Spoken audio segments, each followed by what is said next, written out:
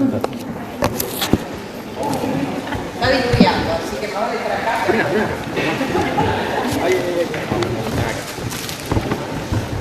Buen día. ¿Qué viene? De navegar por el agua. ¿Tenés nieve acá?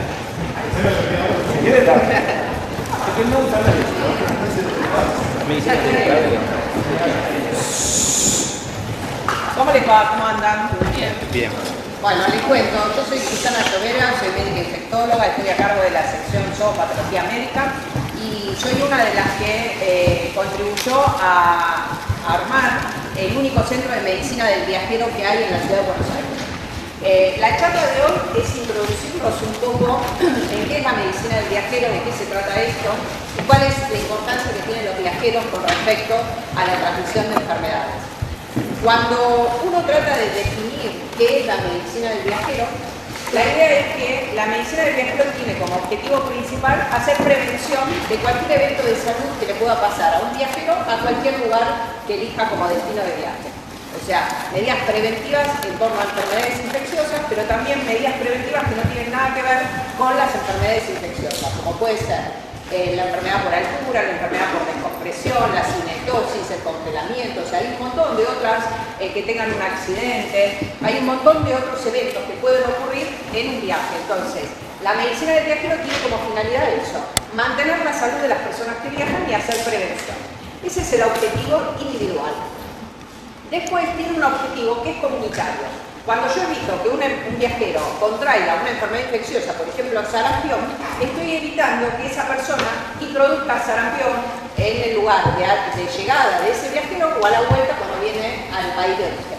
Entonces, esto es lo que se llama vigilancia epidemiológica. O sea, los centros de medicina del viajero son los que ponen de manifiesto qué está pasando a nivel mundial. De hecho, cuando aparece el primer caso de monkeypox o mpox, como se llama ahora, esto fue alertado por un centro de medicina del viajero de España.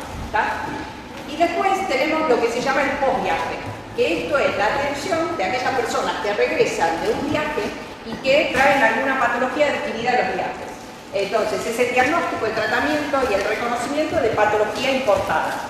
Para esto tenemos que conocer geografía médica. Si yo no sé qué hay en Kenia y en el Congo, y veo un viajero que está viniendo de Kenia o del Congo en África, poco probable que pueda hacer diagnóstico de una patología. Tengo que conocer qué es lo que está pasando a nivel mundial con diversas enfermedades.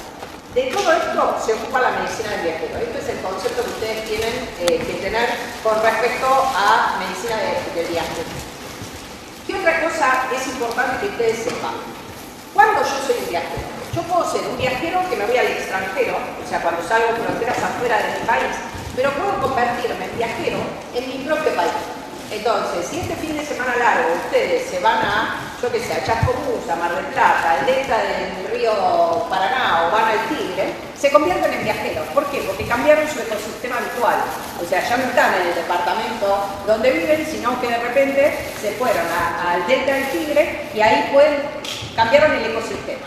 ¿Por qué? Porque tienen riesgos que no los tienen en el departamento en el cual viven. En el delta del Tigre me puede morder una yarará, puedo meterme en el río y tener un coletazo de una raya, puedo tener una mordedura de garrapata y tener otras enfermedades que hacen que me convierta en viajero.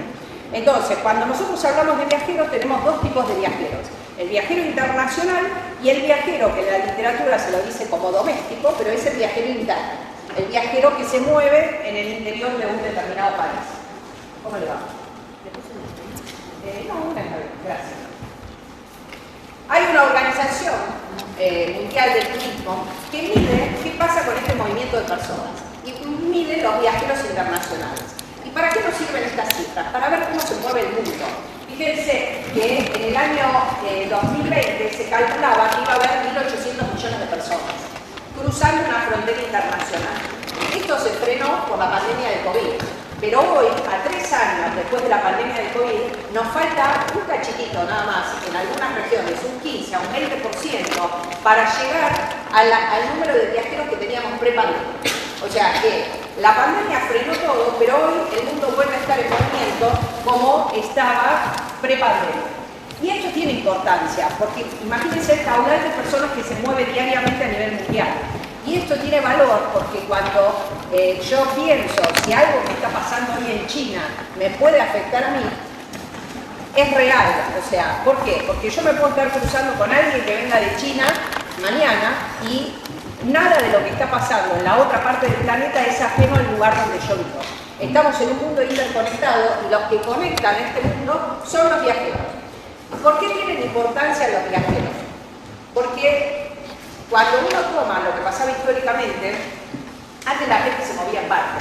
Entonces, cuando yo le preguntaba a mi abuela cómo había llegado a Argentina, vino de Europa a Argentina en barco, 45 días en barco.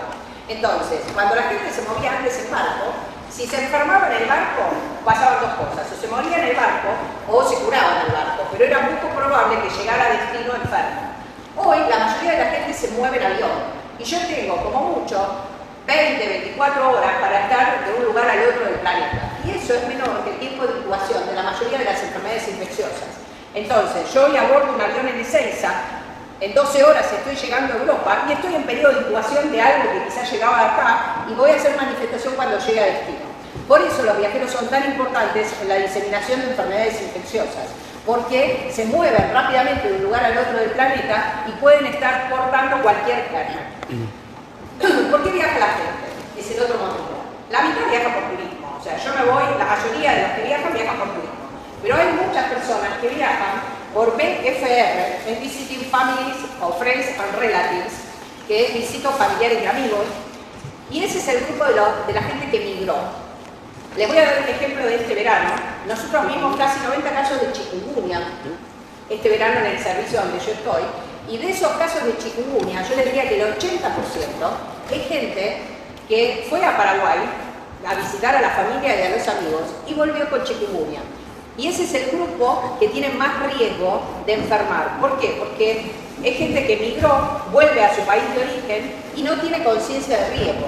Entonces, ese es el grupo que más se enferma. Y el otro grupo que más se enferma son los trabajadores, porque en el contexto de trabajo la gente sale de un día para el otro. Entonces, el trabajador de una fábrica le dice al dueño: mira, mañana tenés que irte a Brasil, y se va a Brasil y no piensa en si tiene algún riesgo para la salud. Se va. Entonces, esto es la importancia de reconocer cuáles son los grupos más vulnerables dentro de los viajeros. Los más vulnerables son los que visitan familiares y amigos y los trabajadores. Y los motivos de viaje son múltiples. Hay gente que viaja porque va al mundial de fútbol, hay gente que va por trabajo, hay gente que va a ser miembro de una ONG. Entonces hay muchísimo tipo de viajeros, pero el 50% son turistas.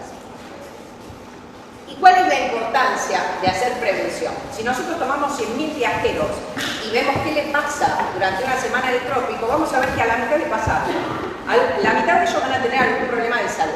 Desde que empezó a ver una muela, hasta que tiene un resfrío, o se tropezó y se cayó y tiene un traumatismo, o tiene una enfermedad infecciosa. Y uno de esos 100.000 se va a morir estando en viaje. La primera causa de mortalidad en viajeros es la patología cardiovascular. Hace poquito, creo que ayer, falleció el piloto, el comandante de una línea aérea, de un infarto en vuelo. O sea, eso que le pasó al comandante, que está en una situación estresógena porque está al bordo de una aeronave, es lo que pasa habitualmente con los viajeros. El viaje es un estrés, por más que sea el viaje de mis sueños. Voy a cambiar de horario, voy a ir a otro país, tengo todos los preparativos. Entonces, la primera causa de mortalidad en viajeros es la patología cardiovascular. La segunda causa de muerte en viajeros son los accidentes. Y dentro de los accidentes, el accidente de tránsito es el que se lleva el primer lugar, y además de, no solamente por conducir un vehículo, sino por morir atropellado por un vehículo en algún destino del mundo. Y en tercer lugar, lo tiene la patología infecciosa. O sea, primera causa de muerte, patología cardiovascular; segundo, accidentes. Dentro de los accidentes, el primer accidente es el de tránsito y el segundo es el ahogamiento, como causa de mortalidad dentro del accidente. ¿Y por qué es el ahogamiento? Porque piensen en ustedes mismos, ¿qué es lo que hacen cuando ven cualquier lago, laguna, mar, río? Lo primero que hacen es tirarse, no saben ni qué hay abajo. Entonces, esto le pasa a todo el mundo. Todos tenemos la fantasía de esa playa con 2 palmeras, arena blanca y ni un alma, pero tampoco hay un alma para que nos socorra si nos pasa algo adentro del mar. Entonces, esto le pasa a la mayoría de la gente. La patología infecciosa es la tercera causa, y dentro de la patología infecciosa, el paludismo es la primera causa de muerte por patología infecciosa en viajeros. Bueno, ¿cómo hago yo para hacer prevención?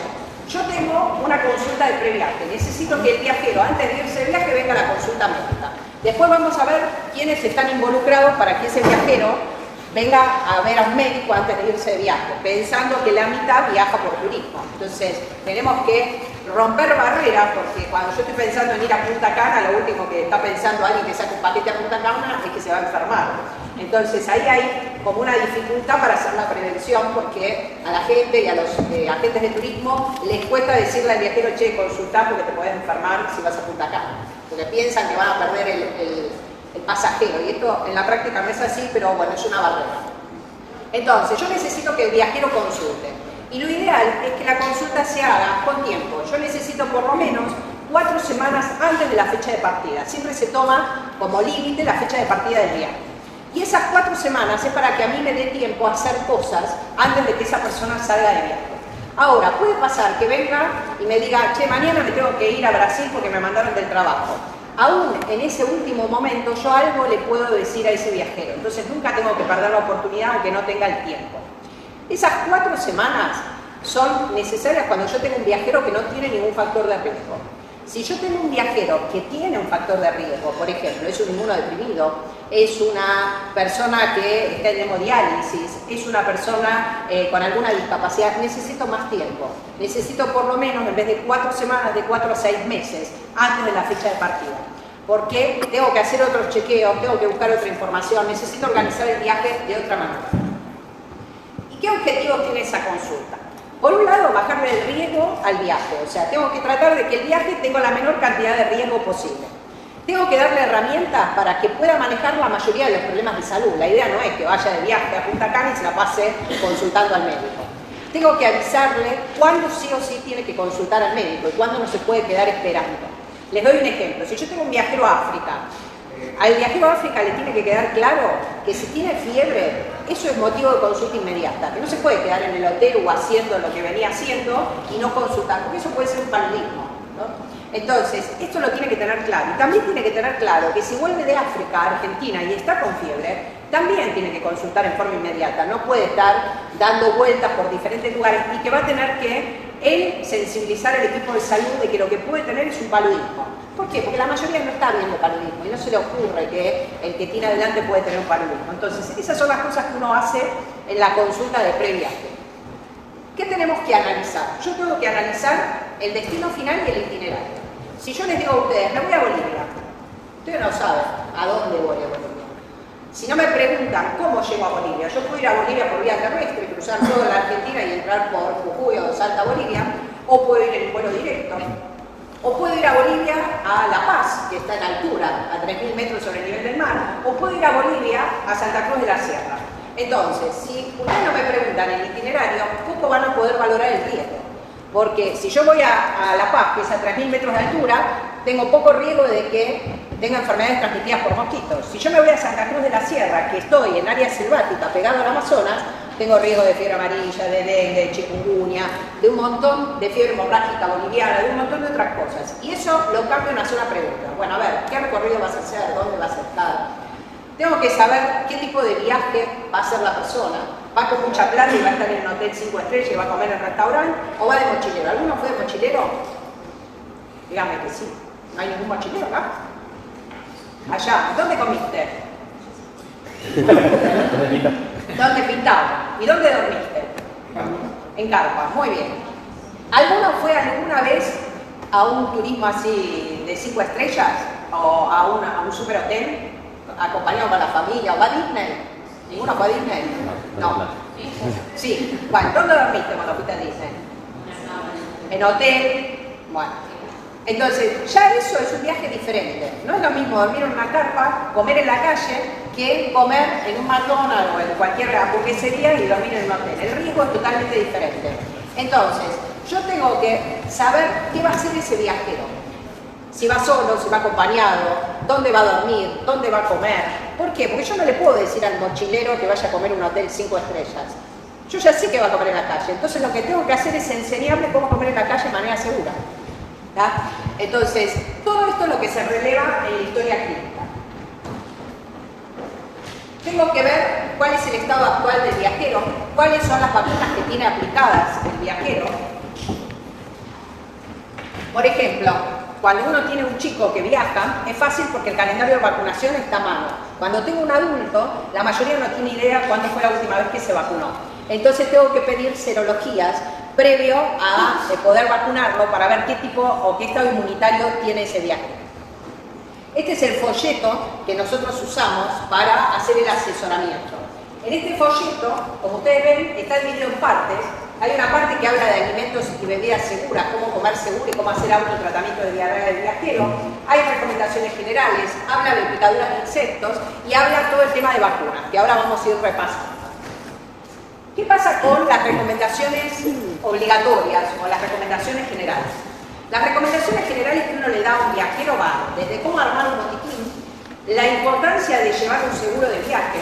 Acuérdense que la mayoría de las personas sale al extranjero y piensa que la atención en salud es igual que en Argentina, y en la mayoría de los países del mundo la atención en salud es paga. Entonces, si yo no tengo un seguro de viaje y tengo un dolor de muelas en Estados Unidos, voy a tener que pagar para que me atienda el odontólogo, y no es barato.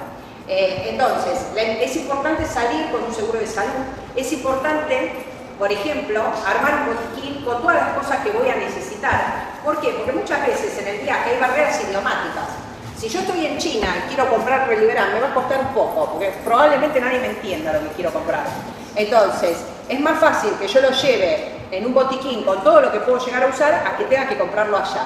Lo mismo pasa con la medicación crónica. Ustedes se tuvieron en alguna consulta donde viene la gente y dice, ¿qué toma para la presión? La pastillita, que el blister es blanco, la pastilla es amarilla. Bueno, imagínense si acá nos cuesta entender a veces qué toma, imagínense qué pasa cuando hay una barrera idiomática. Y aparte, que los nombres comerciales cambian, entonces es necesario que lleve su medicación crónica, que tenga la receta del médico, que tenga el nombre de los fármacos que toma, pero no el nombre comercial, sino el nombre de la droga, que eso esté puesto en algún lugar porque si pierde la medicación la pueda comprar. Entonces, de todo esto se tratan las recomendaciones generales. Después hay cuestiones desde la ropa, cuando uno va a hacer trekking, va a estar expuesto al sol, va a estar en extremos de temperatura, cómo evitar lesiones, por ejemplo, cuando uno viaja con chicos, es frecuente que los chicos toquen los animales, algo que pasa habitualmente en los viajeros a cataratas del Iguazú. No sé si hace mucho que no van, pero hay cartelería con el tema de los cuatíes, o sea, de no tocar los cuatíes. ¿Por qué? Porque todo el mundo le da de comer a los cuatíes, el cuatí a veces muerde, y una mordedura de cuatí significa profilaxis antirrábica o suposición. Entonces, imagínense que a veces los chicos cuando tienen una mordedura ni avisan, los padres se distrajeron, el chico se puso a jugar con los cuatís, tuvo una pequeña mordedura, no le dolió mucho y ni le dice a los padres. Entonces, estas cosas que parecen de sentido común son sumamente importantes para que después yo no tenga que hacer una profilaxis post-exposición para el barrio. Obviamente hay recomendaciones específicas de acuerdo a lo que va a hacer el viajero. Si yo tengo un viajero que va a escalar el Aconcagua, tengo que hablar de mal de altura. Si tengo un viajero que va a hacer buceo, tengo que hablar de enfermedad por descompresión. Entonces, es sumamente importante que de acuerdo a lo que vaya a hacer yo le dé indicaciones que son específicas y que no las vamos a tocar en esta charla, pero que ustedes tienen que conocer que salen por el lado de afuera de la infectología. O sea, no es un consejo relacionado con infectología, sino, por ejemplo, con mal de altura o con enfermedad por descompresión o con congelamiento o con deshidratación o con cinetosis que no tiene nada que ver con infectología. Cosas que son sumamente importantes cuando el que viaja, una cosa que uno ve cada vez más es que ahora la gente viaja a cualquier edad. Entonces, estos son viajeros a África. Fíjense que los dos señores son señores mayores. Entonces, estos señores tienen que tener claro que tienen que estar protegidos si hace calor. Gorrito está perfecto, pero están poco protegidos las piernas, los brazos, no están protegidos cuando se metieron en el bote. Si este bote se da vuelta, ninguno está con salvavidas y ahí pueden tener el ahogamiento y la mortalidad por la segunda causa, que es en el medio acuático. Entonces, estas son las cosas que uno habla para hacer prevención. El otro gran tema dentro de la consulta son las vacunas que uno le da al viajero. Y esto es algo que quiero que les quede claro. Cuando uno habla de asesoramiento previaje, no son exclusivamente las vacunas. Porque todos asocian, voy a consultar para ver qué vacunas tengo que darme. Pero a veces no necesitamos vacunas, pero es necesario hacer otro tipo de prevención. Dentro de las vacunas, para yo saber qué vacuna le voy a dar a un viajero, tengo que saber el destino, el itinerario, el estilo y las condiciones de viaje.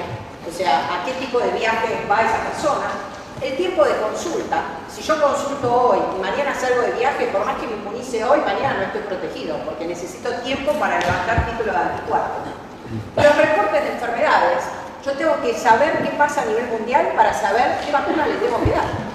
O sea, si yo no sé que hay un brote de tal enfermedad en un determinado lugar geográfico, es poco probable que lo proteja con esa enfermedad, contra esa enfermedad. Y esto es sumamente importante porque los que hacemos medicina del viajero tenemos que estar informados de lo que pasa a nivel mundial todo el tiempo. Tengo que ver el presupuesto del viajero y ahí tengo que negociar con el viajero. ¿Por qué? Porque la mayoría de las vacunas de viajeros son pagas y el viajero quizás se gasta $1000 en un viaje, pero no quiere gastar un mango en hacer prevención de vacuna, y le tengo que explicar la importancia de que gaste en prevención. Alergia a componentes vacunales y huéspedes especiales. Estas son las cosas que me van a determinar qué vacuna le voy a dar yo a cada viajero. Las vacunas de viajeros se dividen en 3 grupos, las 3 R. Vacunas de rutina, vacunas recomendables y vacunas requeridas. Vamos a empezar por las de abajo. Las vacunas requeridas son las que me van a pedir para entrar a un determinado país. Hay un reglamento que reglamenta, pero es así, cómo se tienen que mover los países. Eso se llama el Reglamento Sanitario Internacional. Los países a nivel internacional tienen obligaciones con el resto de los países y con todo el mundo. Y dentro de esas obligaciones está a veces pedir determinadas vacunas para el ingreso a un territorio, como también denunciar determinados eventos de salud. ¿Vieron que hay eventos que son de importancia para la salud pública internacional? Son los que se llaman ESPI. Bueno, eso es una obligación de los gobiernos de los países, de que cuando hay una enfermedad que potencialmente es de riesgo para todo el mundo, uno lo tenga que denunciar a la Organización Mundial de la Salud. La única vacuna que a mí me piden internacionalmente para pasar una frontera es la vacuna de fiebre amarilla. Es la única vacuna requerida para ingresar a un determinado territorio. Ahora, estas vacunas requeridas, que es la única fiebre amarilla, pero los países pueden poner otros requerimientos. Y el hecho que les traigo acá es el de Arabia Saudita. Si yo quiero ir a Arabia Saudita, no voy a entrar si no demuestro que estoy vacunada contra el meningococo. Pero eso es un requerimiento propio del país. ¿Por qué tienen este requerimiento? En Arabia Saudita se hace la peregrinación a la Meca. La comunidad musulmana anualmente se reúne alrededor de la Meca más de 2 millones de personas o 3 millones de personas y han tenido brotes de meningitis meningocócica. Entonces, ellos ponen como requisito que para entrar a Arabia Saudita yo tengo que estar vacunado para el meningococo. Pero la única vacuna que me piden internacionalmente es la vacuna contra la fiebre amarilla. Sí. La de COVID, ahora ya, en un momento fue una vacuna requerida, ¿está? Ahora ya es como que no está tan estricto el requerimiento de vacuna para COVID, pero ese era un requerimiento, pero era por país, no era un requerimiento con fuerza como la vacuna de la fiebre amarilla. Había países que tenían más laxitud con respecto a la vacuna de COVID que otros, pero es una de las vacunas que fueron requeridas. ¿Qué pasa con la vacuna de fiebre amarilla? La vacuna de fiebre amarilla es una vacuna de virus vivos atenuados. ¿Tá? Es una vacuna que tiene contraindicaciones y tiene precauciones. Las contraindicaciones son alergia a cualquier componente vacunal, como se hace en embrión de pollo. Yo tengo un alérgico al huevo, no lo puedo vacunar. Edad menor de 6 meses, una HIV que tenga menos de 200 CD4, cualquier inmunodeficiencia, ya sea primaria o secundaria, por el uso de corticoides o quimioterapia o estar, por ejemplo, en una terapia inmunosupresora, esas son contraindicaciones para recibir la vacuna. Y después tenemos precauciones. Dentro de las precauciones están los chicos de 6 a 8 meses de edad, la mujer embarazada, los mayores de 60 años de edad y los que tienen inmunosupresión moderada. Esas serían precauciones para recibir la vacuna contra la fiebre amarilla. La vacuna contra la fiebre amarilla debe ser aplicada en vacunatorios que me dan ese certificado de validez internacional. Ya, este certificado que me lo da el vacunatorio que está habilitado por la Organización Mundial de la Salud es el que me sirve para pasar una frontera internacional. La vacuna contra la fiebre amarilla se vende en la farmacia si yo la busco, pero no me van a dar ese certificado. Entonces tengo que ir a un vacunatorio donde me dan el certificado oficial de vacunación. Cuando hay una contraindicación, acá se da en el Hospital Municipal, cuando hay una contraindicación para recibir la vacuna, es ese mismo certificado el que se pone que tiene contraindicación para recibir la vacuna, pero va en el mismo certificado. ¿Tenían que igual el país? ¿Tenían que igual el país? Ahora vamos a ver. Estas son las áreas de riesgo de fiebre amarilla. Yo tengo fiebre amarilla en el África subsahariana y tengo fiebre amarilla en lo que es el canal de Panamá, el oeste del canal de Panamá hacia América del Sur. Fíjense que Argentina está sombreada de amarillo. Nosotros tenemos la vacuna contra la fiebre amarilla incorporada a nuestro calendario oficial de vacunación. Si ustedes se fijan, el calendario nuestro de vacunación figura que para los niños que viven en zonas de riesgo, que son la provincia de Misiones, Corrientes, Chaco, Formosa y una parte de Salta y Jujuy, tienen que ser inmunizados contra la fiebre amarilla. Esto tiene implicancia. Cuando uno tiene pintado de amarillo un área de su país, implica que cualquier país nos puede pedir a nosotros certificado de vacunación. No importa que yo viva en Ushuaia o en la ciudad de Buenos Aires. Si yo voy a un país que tiene requisito de ingreso para argentinos, el certificado de vacunación, me tengo que vacunar. ¿Está? La vacuna de fiebre amarilla es una vacuna que es requerida porque a mí me la pidan para entrar en un territorio, pero puede ser recomendada. ¿Qué significa esto? Puede que el país no tenga como requisito de ingreso la vacuna, pero que yo al viajero se la indique por el riesgo que tiene de contraer fiebre amarilla en el lugar que va a visitar. Les doy el ejemplo más fácil. Si yo viajo a San Pablo o a Río de Janeiro, ninguna autoridad migratoria brasilera me va a pedir a mí el certificado de vacunación contra la fiebre amarilla. Pero Brasil es un área de riesgo de transmisión de fiebre amarilla. Entonces yo tengo que ir vacunado y hay que recomendar al viajero que va a Brasil que se vacune contra la fiebre amarilla. ¿Está claro? Ahí tienen pintado Cataratas del Iguazú. Esto no circula entre la mayoría de la gente que va a Cataratas la necesidad de vacunarse para Cataratas del Iguazú. Pero si yo agarro cualquier viajero extranjero que esté dando vueltas por la catarata y le pregunto si está vacunado, le van a decir que sí, porque es un área de riesgo. ¿Tá? El tema es que ahí chocan a veces cuestiones de salud con cuestiones económicas. Si yo empiezo a decir que todos los viajeros a cataratas tienen que ir vacunados contra la fiebre amarilla, probablemente baje el turismo a cataratas. Pero es un área de riesgo en Argentina. Entonces uno tiene que saber si va a cataratas, que lo ideal sería que esté vacunado contra la fiebre amarilla. ¿Tá? ¿Por qué? Porque del otro lado de Brasil tengo riesgo de fiebre amarilla, porque en cataratas tengo riesgo de fiebre amarilla, porque en Paraguay tengo riesgo de fiebre amarilla. ¿Tá? ¿Qué pasa cuando yo tengo un viajero que tiene una contraindicación a la vacuna? Si ese viajero va a un área donde no hay fiebre amarilla, por ejemplo va a la India, que no tiene riesgo de fiebre amarilla, yo le puedo hacer lo que se llama un certificado de exención de vacunación. ¿Tá? En ese certificado amarillo pongo exceptuado de vacunarse porque va a un área sin riesgo. Ahora, si ese viajero tiene una contraindicación y se va a meter en el Amazonas, yo le tengo que decir que no viaje, ¿tá? Porque no tengo forma de protegerlo.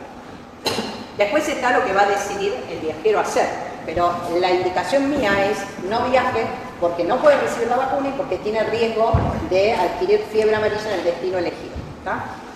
La vacuna de fiebre amarilla se administra, una sola vez. Tengo que tenerla aplicada 10 días antes de la fecha de ingreso a un área de riesgo y dura toda la vida. ¿Tá? Y como es una vacuna a virus atenuados, si yo la voy a aplicar a ese viajero, otra vacuna a virus atenuados, como puede ser sarampión o rubiola, las tengo que dar el mismo día en diferentes lugares.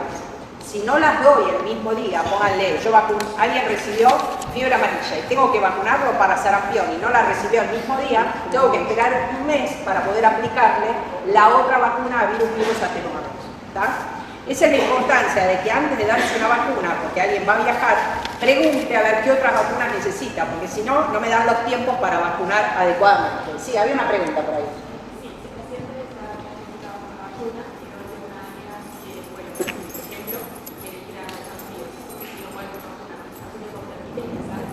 Sí, al país lo va. A ver, en Brasil hay vacunación masiva contra la fiebre amarilla, ¿tá?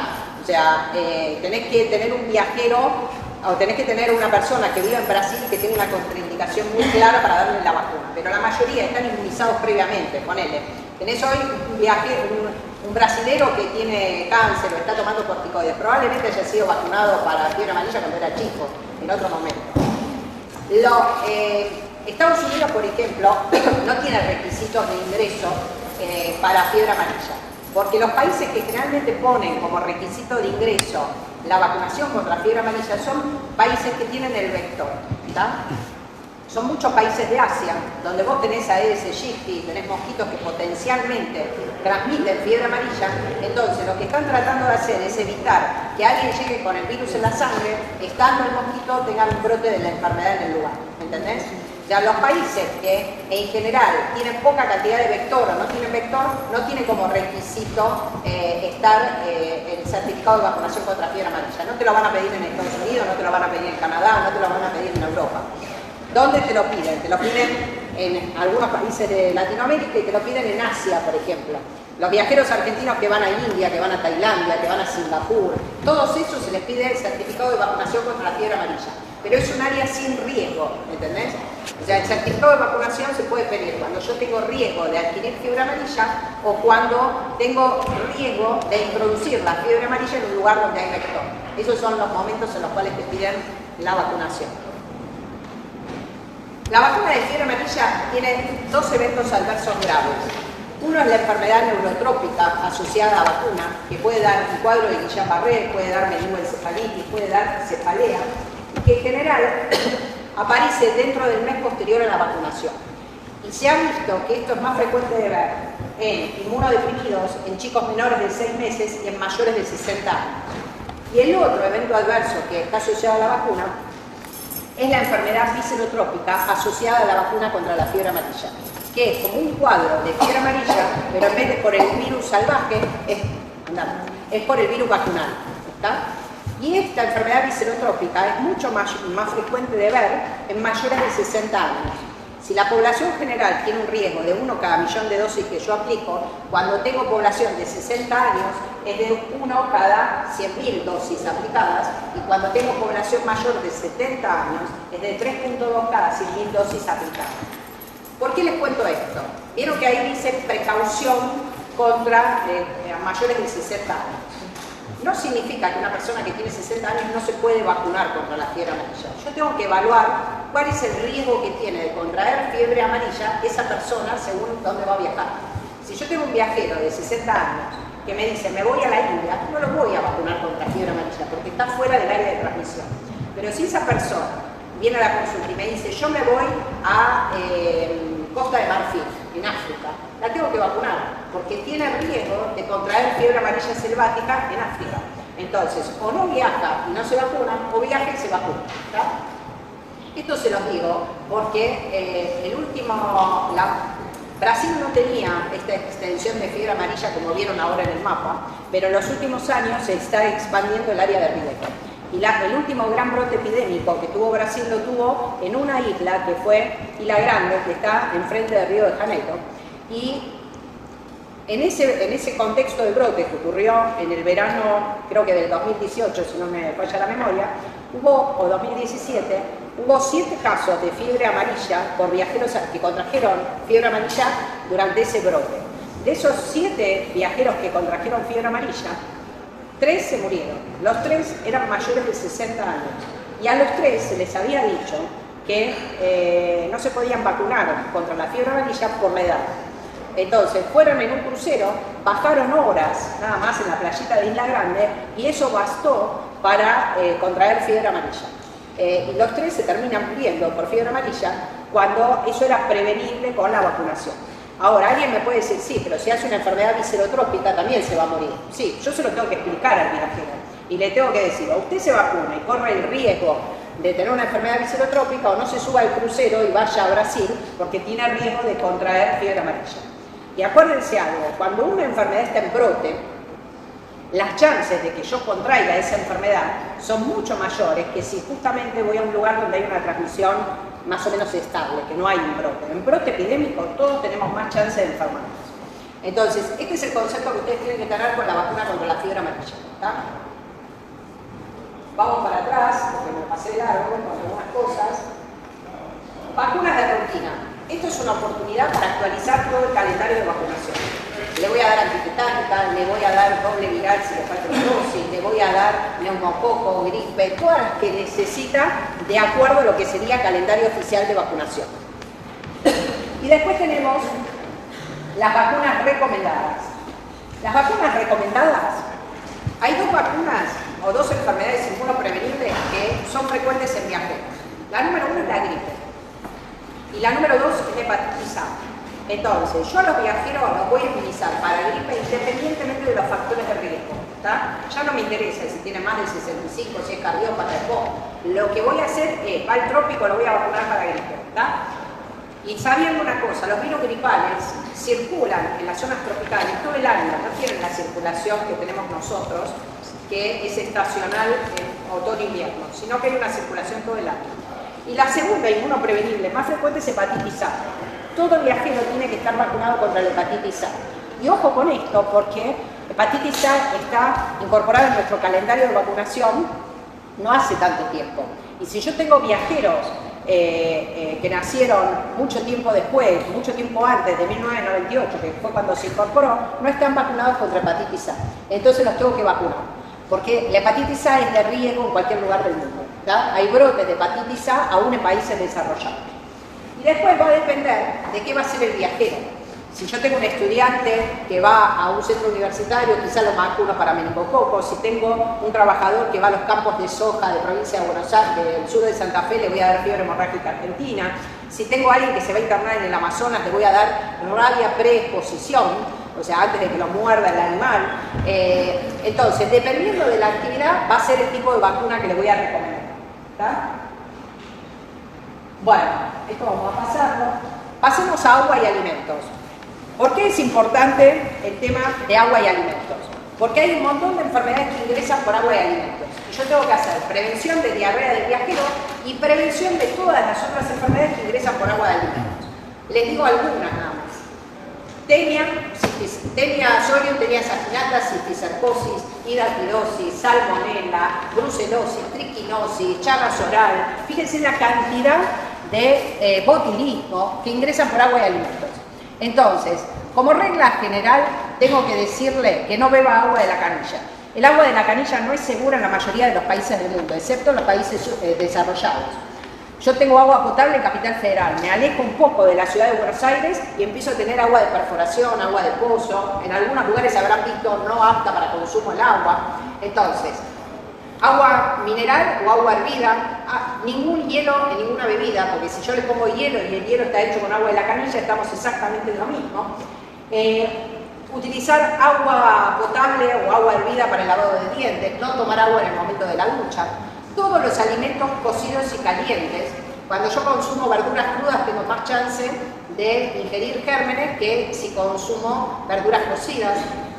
Las carnes bien cocidas para evitar enfermedades que se transmiten por carnes crudas o semicrudas. Frutas que se puedan pelar. No comer en puestos de venta callejeros, o si va a comer en un puesto de venta callejero, que elija comer una empanada que la acaban de freír, un patty que lo acaban de cocinar, que no justo vaya a consumirse una lechuga o tomate en un puesto de venta callejero. El lavado de manos es fundamental y todas estas recomendaciones son para hacer prevención. Pero después, lo que les tengo que enseñar es cómo hacer autotratamiento de la diarrea del viajero. La importancia de la hidratación, la importancia de tomar antidiarreicos, no en los chicos, sino en los adultos, y a veces le doy indicación de autotratamiento con antibióticos para tratar la mayoría de los gérmenes que me pueden producir un cuadro de diarrea del viajero. Esto es simplemente para mostrarles que ante situaciones de comida como esta, fíjense que ahí hay un plato comunitario, un perro, los chicos manoteando del plato, si ese señor llega con hambre a esa situación, va a manotear del plato. Entonces, hay contextos donde le tengo que enseñar que todo va en lata, tiene que tener barritas de cereales, frutos secos, todo lo que es seguro para comer, para que no meta la mano en ese plato. Después tenemos prevención de enfermedades transmitidas por mosquitos. Y dentro de este grupo está paludismo. Pero cuando yo hago prevención de todas las picaduras de mosquitos, hago prevención de dengue, de chikungunya, de zika, de leishmaniasis, de que me muerda una garrapata. Entonces, el repelente sirve para hacer prevención de todos los picaduras de todos los mosquitos que potencialmente me traen otros patógenos. Y lo importante es usar bien el repelente. El repelente que se usa habitualmente tiene esta droga que dice DIT, que lo ideal es que sea mayor al 25%. Son los envases de color verde de la mayoría de las marcas conocidas de repelente. Y ese repelente hay que ponerlo cada 6 horas en todas las áreas de piel expuesta. El viajero tiene que saber que primero va el protector solar y arriba va el repelente, que no sirven los protectores con repelente todos juntos en la misma fórmula porque le baja el poder repelente, y que si es un chico, a pesar de que no lo autorice ANMAT en menores de 6 años, los chicos a partir de los 2 meses pueden utilizar DIT, el OFF que todos conocemos. Lo único que hay que tratar es de que ponerle con los espacios adecuados y que no manipulen ellos los repelentes porque se pueden intoxicar. A los chicos siempre se le da citronela. La citronela es un buen repelente. El tema es que dura 20 minutos. O sea que yo para proteger a un chico con citronela le tengo que estar poniendo repelente cada 20 minutos. Es imposible eso. Tengo que conocer, usar mosquiteros, recomendar el uso de mosquiteros en determinadas zonas, enseñarle a poner bien el mosquitero, porque ese mosquitero entra por abajo, los mosquitos, o sea, el alma que no tenga nada, tiene que estar debajo de la cama o atado si estoy en una hamaca paraguaya. Y es recomendable que en áreas de alta transmisión uno use mosquiteros, por ejemplo, en puertas, ventanas y todo lo que son insecticidas de ambiente, como pueden ser espirales o aparatitos con las pastillas termoevaporadas. Lo otro que tengo que saber es si esa persona viaja o no a área de transmisión de paludismo. Si yo tengo un viajero que va a las áreas pintadas de rojo, tengo que valorar si tiene que ir con profilaxis. La profilaxis significa darle, además de usar repelente, una medicación preventiva, pero no preventiva para que no adquiera paludismo, sino para que no haga cuadro clínico de paludismo. ¿Tá? Esa medicación se toma antes de viajar, durante todo el tiempo de estadía y muchas veces 4 semanas después de salir del área palúdica. En este momento en Argentina hay una sola medicación que se puede usar porque no hay comercialización de otra medicación, que es la doxiciclina. Antes teníamos mefloquina como profilaxis, es otra de las drogas, yo se las nombro para que ustedes la sepan.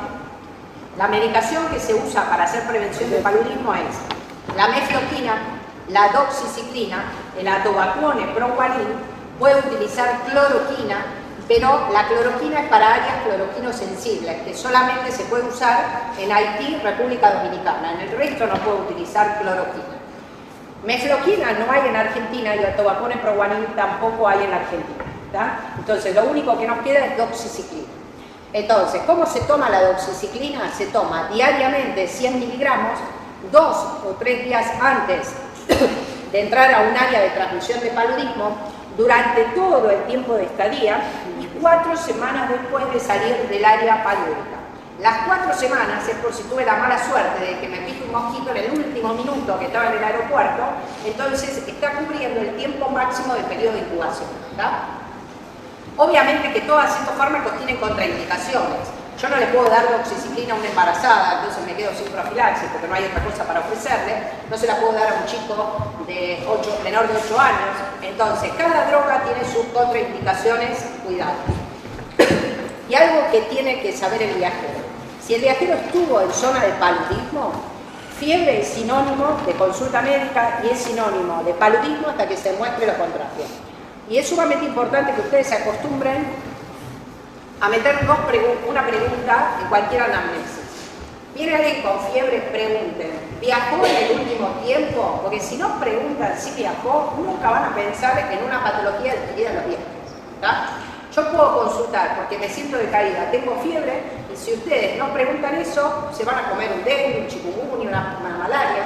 Pero ¿cuál es el riesgo con la malaria? Que si el que viene es alguien que viene de un área donde hay transmisión de falciparum, se puede morir por un paludismo. Entonces, es sumamente importante que el viajero sepa que ante fiebre, consulta médica y que induzca al sistema de salud la posibilidad de que lo que tiene es un paludismo. ¿Tá? Y que le quede claro que él le tiene que decir al médico, che, no, pues será un paludismo, que no se sienta mal por decir esto, porque la mayoría no está acostumbrado a manejar un paludismo y a pensar en paludismo porque no lo vemos todos los días. ¿Tá? Esto para terminar, para que vean algunas de las patologías que en algún momento nosotros vimos en el servicio, son muchas más. Mi primer caso de dengue fue en un viajero, hoy ya vi un montón de dengue, pero el primer dengue que vi fue en un viajero. La única vez que vi una esquistosomiasis fue en 2 viajeros a África. Y fíjense que hay un montón de patologías por agresión de animales. Acuérdense algo, cuando uno está de viaje hace lo que no hace en su lugar de residencia. Come lo que hay en el lugar, agarra o toca lo que hay en el lugar, animal, bicho, todo, hace actividades que nunca hizo, se tira nadadera, hace bautismo de buceo, y ahí está el riesgo. Y agregado a esto, hay muchas más relaciones sexuales no protegidas en viaje que en el lugar de residencia. Y ahí está el riesgo que tiene un viaje y las medidas de prevención que tenemos que llevar a cabo. Y esto es un poco de donde partía al principio. Si yo cuido la salud de un individuo que sale de viaje, indirectamente estoy cuidando la salud de la comunidad que va a recibir ese viajero y a la vuelta la comunidad emisora de ese viajero. Y en la responsabilidad de la prevención están todos los que se cruzan con ese viajero. Las agencias de turismo, las organizaciones de turismo, el dueño de una empresa, el director de una escuela, el agente de viajes, el que despegar cuando dice tome el viaje a tal lado tendría que poner algo de cuide su salud. Hay un montón de otros actores que están involucrados en la prevención y que tenemos que tratar de convencer de que lo hagan. ¿Por qué? Porque cuando cuidamos la salud de un viajero, cuidamos la salud de toda la comunidad. Y la idea es que nadie llegue del trópico y termine internado en una terapia, como tenemos ahora internado una chica con paludismo, sino que siga disfrutando del viaje, que el viaje sea una buena experiencia y siga viajando. De eso se trata la medicina del viaje. Bueno, preguntas, dudas, comentarios. Están todos con la mochila para salir de paz. Y una cosa, bueno, igual tenemos una clase de... Doctora, tengo una pregunta.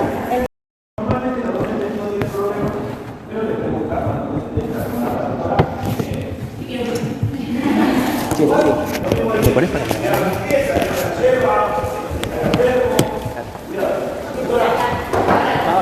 Buenos días, bienvenidos. Primer día de la cursa, ¿sí? Tenemos un cuanto a clases de barbaridad. Bueno, mi nombre es Natalia Pacífico, ahora un poco vamos a hablar la clase de meningoencefalitis, ¿sí? Un poco general, voy a ir aclarando las cuestiones. Van a ver que todo lo que tiene escrito tiene la clase, yo este tiempo, ya está en el libro, no me ve nada, con todos los libros también hoy día, y esto es una de las clases. Me interesa que entiendan ahora muy bien, que entiendan que por obtener la información con lo que ya saben traer el arte para saber después dónde ir a estudiar. Claro, esto me da para que sea volumen, quizás el día de hoy hay muchas clases teóricas y no queda de la manera, ¿sí? Bienvenidos a la clase de meningoencefalitis, como les decía, mi nombre es Natalia Pacífico, yo estoy en la clase de la gente de acá y además estoy en el centro que abarca algunas cuestiones de proceso de biología. Primero principal, infectología es una materia clínica, y además estoy diciendo esto porque no es todo bibliografía, no se trata de la farmacología sino de ir agrupando. Es una materia bien clínica. Por eso vamos a tener como objetivos de la clase primero recordar el síndrome meningo, entonces conocerlo, caracterizarlo, ¿sí? En estos momentos lo habrá que estudiar. Si no me escuchamos ahora por la mañana, ¿sí? Después, vamos a hablar de salud.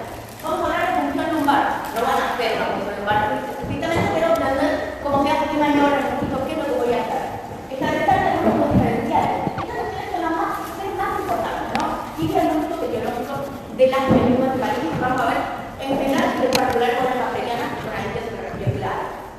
Algo que es importantísimo, definir cuáles son los criterios de internación, criterios de gravedad, todas estas cuestiones que estoy hablando de definiciones sintomáticas, de diagnósticos diferenciales, de maniobras para el diagnóstico, de procedimientos para el diagnóstico, de internación, manejo terapéutico, lo pueden decir de todo para meningoencefalitis, para que se escuchen que estudian neumonía, para endocarditis, para sepsis que habrá tenido la clase de hoy. Digo, es una manera ordenada de poder ir viendo qué tiene que no, ¿entiendes? Porque no me sirve, por eso siempre cuando hablo del tratamiento hablo de caracterizar las cuestiones terapéuticas, nombrar los tipos de antibióticos. No sirve para todas las farmacodinámicas de las terceras zonas si no entendieron cuándo tienen que sospechar una meningitis. Por eso tardo yo por explicar esto para que uno después empiece a entender que es realmente una materia clínica. Entonces, no importa. ¿Qué se va? ¿Cuándo sospechar una determinada enfermedad? En este caso vamos a enfocar en meningoencefalitis. ¿En quién? Todo este tipo de pacientes que tengo delante, por antecedentes, por edad, por lo que quieran, puedo sospechar determinados microorganismos y determinados diagnósticos etiológicos que me van a interesar, ¿sí? Entonces ahí vamos hablando, en base a eso, qué estudios, qué procedimientos tengo que realizar para confirmar o descartar ese diagnóstico y así sucesivamente, ¿sí? Un poco esto me interesa acá. ¿Dudas o preguntas hasta acá?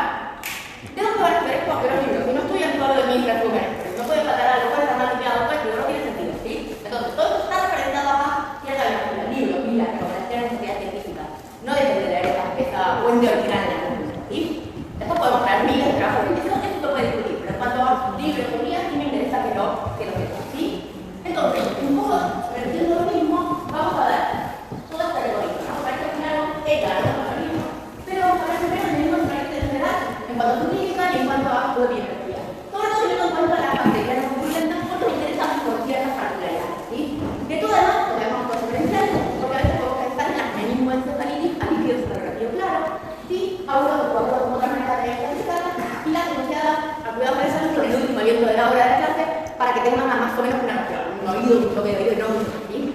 Y esto también se lo voy a ir explicando en este momento. Entonces, ahora sí, ¿cómo definimos meningoencefalitis? ¿Qué es lo que tenemos que tener en cuenta primero? Lo primero que tenemos que tener en cuenta es la localización o la anatomía. Y en realidad, como definición resumida, obviamente, sí habla del proceso inflamatorio de las leptomeninges. ¿Qué son las leptomeninges? ¿Se acuerdan? Bueno, ¿de dónde viene la leptomeninge? Recuerden que uno viene el cerebro resucitado, ¿no? Cerebro medula, recubierto por ciertas capas, ciertas membranas. Esas capas son tres. Una es la externa, que es la dura madre, ¿sí? Que es aquella que va a estar en contacto con el cráneo, en el caso del cerebro, sí, con la columna vertebral, ¿no? Esa no me interesa tanto, la dura madre. Las que me van a interesar van a ser la aracnoides y la espina madre, ¿sí? Con las dos capas que tienen de externo a interno. Y recuerden que la aracnoide tiene dos hojas, ¿sí? Una hoja visceral y una hoja paralela. Las leptomeninges están conformadas por la espina madre, es decir, la capa más interna, más cercana a la estructura vertebral, y la hoja visceral de la aracnoide. ¿Está bien? Entonces, hablamos de las leptomeninges como unas capas más internas al cerebro central, o sea, al cerebro de la columna. ¿Está bien? Entonces, hablamos de cualquier proceso inflamatorio. ¿Es estrictamente infeccioso el proceso inflamatorio? No. No, vamos a ver, dentro del inflamación superficial podemos tener causas irritativas, reumatológicas, ¿sí? otras etiologías raras, como el anatomía, pero para que las tengan dentro del diagnóstico diferencial de la inflamación del leptomeninge. ¿Y por dónde transcurre el líquido cerebral? Por el espacio del aracnoide. Entonces, lo que siempre observo, vamos a ver alteraciones en el líquido cerebral. Tienen que saber las características normales del líquido cerebral, esto lo tienen que saber, la memoria, la vida, no hay mucho ver, y entender cuáles son las patologías.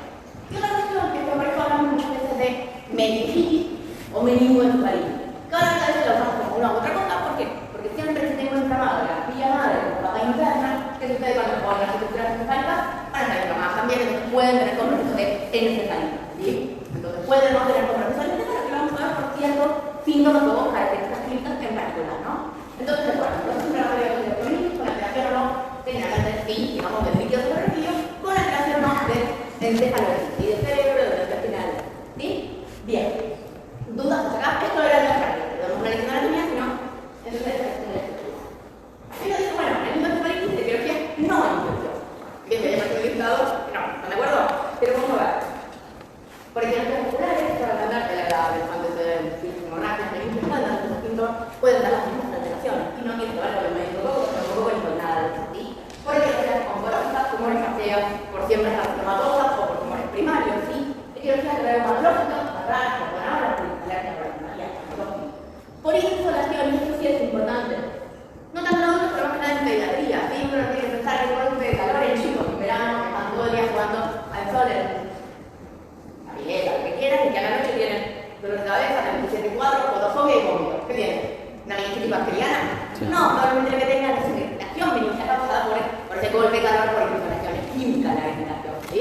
O algunos síntomas, pero muchas veces no ha habido algún caso que se ha comido en una cuestión de lugar, por ejemplo, ¿sí? Por fármacos, ¿sí? Por traumatismo, aquellos clínicos o por tratamientos intratales, que obviamente ya tengo el antecedente de algún paciente que haya recibido dichos tratamientos o dichas intervenciones, ¿sí? Etiologías infecciosas para tenerlas en el radar y guardarlas en el caso, ¿sí? Entonces, ahora sí, cuando yo defino signo meningo, ¿cómo lo voy a definir? Como todo conjunto de signos síntomas, las definiciones son muy extensas, pero ustedes van a encontrar en el libro de compendio de etiología o de etiología de Palmieri, que tienen estas cuestiones que son interesantes que lo dividen en subsindromes, ¿sí? Dentro del síndrome meningo tenemos otros subsindromes, hipertensión endocraniana, hipertensión endorraquídea, infección, etc. Vamos a ir andando en esto porque sirve para no olvidarse ninguno de todas aquellas cuestiones que pueden componer el síndrome meningo. Ahora, ¿todos van a estar presentes todo el tiempo? No, ¿sí? O sea, hay síndrome meningo completo, otros incompletos, uno puede tener una parte o otra, pero aquí es importante conocerlo. ¿Sí? Entonces, dentro de la hipertensión endocraniana, dijimos que está inflamada la leptomeninge, después que haya alteración del líquido cerebral, por aumenta la presión, ¿no? O sea, por irritación o por aumento de la presión de la cantidad de líquido. Y eso van a dar parte de los síntomas más cardinales que uno se acuerda de las meningoencefalitis o de las meningitis, como cefalea, ¿sí? Como vómito. Después lo que quiero comentar es que está bien para la sangre, impacto vagal, como bradicardia, como constipación, ¿sí? Como las bucanoplejías. Tiene todo que ver con la hipertensión endocraniana, ¿sí? Entonces, recuerden que la cefalea es la cefalea, pueden leer, aunque se acuerdan que tiene cefalea, me encanta. Lo mismo con los vómitos, ¿sí? ¿Cuántos de ustedes han visto un vómito de chorro? Nunca. ¿Sí? Hoy en la era de antibióticos, las consultas van a ver todas las descripciones. Sí, con esto con el tal, ¿de acuerdo? Voy a dar un poquito acá. ¿Está bien? En hipertensión intracraniana quizás lo otro no se acuerda. Lo primero que uno piensa cuando piensa en signo meningio, que es los signos meningios. ¿Sí? Hablamos de signo meningio y uno lo equipara solamente igual a los signos meningios, que no son otra cosa que contracturas o respuestas espásticas al dolor por la irritación de las raíces nerviosas. ¿Sí? Entonces esto duele y eso provoca ciertos movimientos o contracturas musculares. Luego vamos a ver como contracturas musculares generales bien remateadas, otra cosa que llegar a algunos sexuales. Dificilísimo de ver, pero se puede confundir con un abdomen agudo, ¿sí? O de no poder dentro de la cuestión de un abdomen agudo médico, si quieren, ¿sí? La contractura de los músculos abdominales. Los signos generales que sí, vamos ahora a hablar un poquito. Similar pasa con la cuestión de la fusil y ya es una contractura extrema de todo el cuerpo, ¿sí? Otros trastornos especiales. Los signos médicos, ¿los conocen? ¿Profesor alguna vez? ¿Han visto algo alguna vez? Si no, aprovechen este comparación de pacientes no tienen derivación de Valincia para entender cuáles son los daños. Los signos médicos, como les decía, ponen en evidencia la contractura muscular producto de la irritación de la salida de las raíces. ¿Sí? Entonces, yo voy a, cuando provoco una hiperextensión de las raíces nerviosas, tengo una respuesta de contracción de otro grupo, ¿no? Entonces, si me mantienen en distinguidas, pues esté bien, no tengo ruido, no tengo ruido. Yo creo que es un grupo muscular que está metido para acordarme un poco más fácil de lo que seguro que es, ¿no? Y no. Pero que uno es el del tronco. Es en el que yo lo que voy a hacer es colocar mi brazo, ¿sí?